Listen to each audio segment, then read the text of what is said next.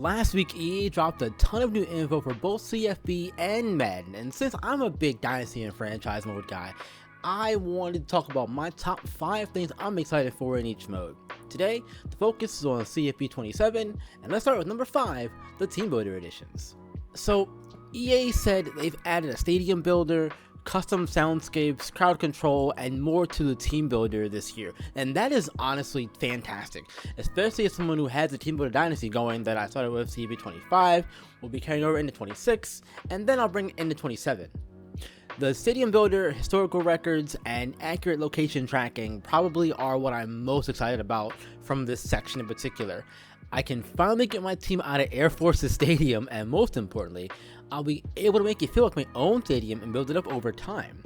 Also, the location stuff is big, more so for my team since we're in Alaska, and both CFB 25 and 26, I've never seen a cold or a snowy home game, and that's really unacceptable, so I'm really glad they got that fixed, but you better believe I'll be testing it to make sure. Number 4, dynamic weather. Now, I didn't play the beta, and I don't know if it was in Madden 26 since I didn't play much of that, but this is also really cool. People have been talking about wanting something like this for years, myself included, so to finally see it happen is amazing. Again, with my Team Builder Dynasty being in Alaska, I'm pumped to see what kind of crazy things the weather will do. I just wonder how it's going to work because there's a screenshot somewhere that shows what the weather will be on game day.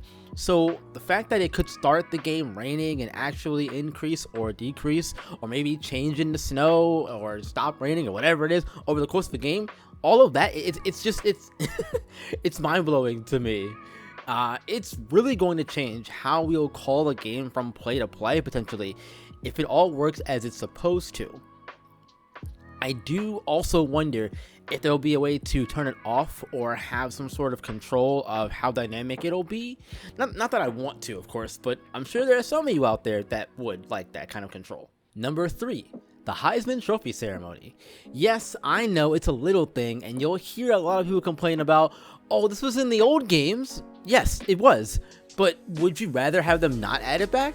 Personally, I am so glad that it's back, and it looks good from what we saw of it, from what I saw of it from Bordeaux's channel. He had a video where she was showing off the game and that kind of stuff at that event that happened last week.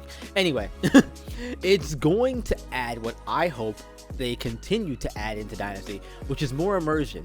I love that in my sports games. Being invested in what's going on around the country makes me enjoy my dynasties more, and you better believe that I'll be trying to get a few of my players into that at some point. Realistically, of course, no cheese or force feeding over here. Number 2, athletic director expectations. We all know every program is different, and I can't wait for the game to finally emulate that.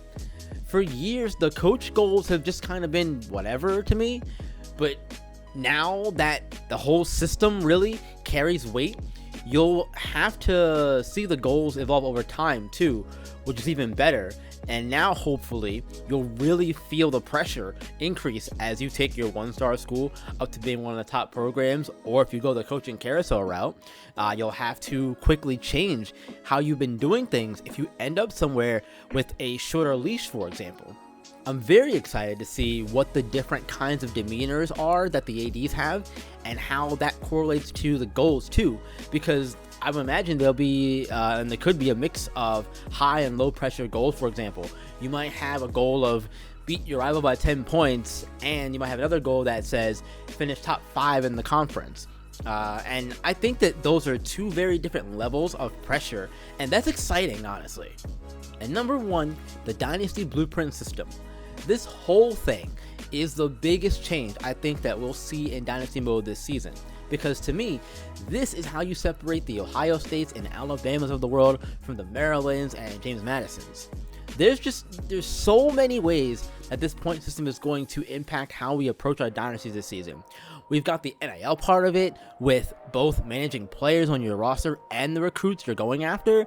You have the staff management part. What kind of people do you want to have around you?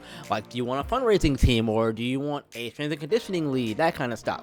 There's also the facility management part too. So now you have to go in and manage your athletic facilities to an extent. and that's in your control, and there's equipment for that too. So man, there's so much here, and I could gush about how excited I am for this in particular. This could be a whole video on its own.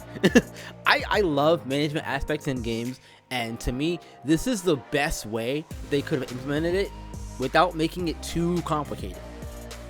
As always though, none of this matters, and really all of it hinges on if it comes together and works or not. I know I'm excited, and we're all allowed to be, but if you're skeptical, I don't blame you, because I am too. And look, two things can be true at the same time.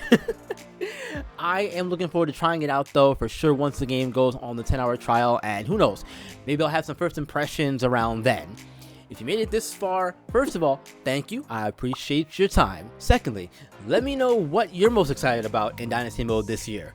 I do franchise and Dynasty content on this channel, as well as a WWE Universe mode as well, so if any of those things interest you, consider subscribing. I'm on my way to 500 subs, and I love to have you along for the journey. Keep on shining and keep on grinding. I will see you all in the next one. Also, big shout out and thank you to Lovable Zombie for subscribing to the $1 Ko-Fi tier, the JJ Morales here. Thank you very much. I appreciate your support truly.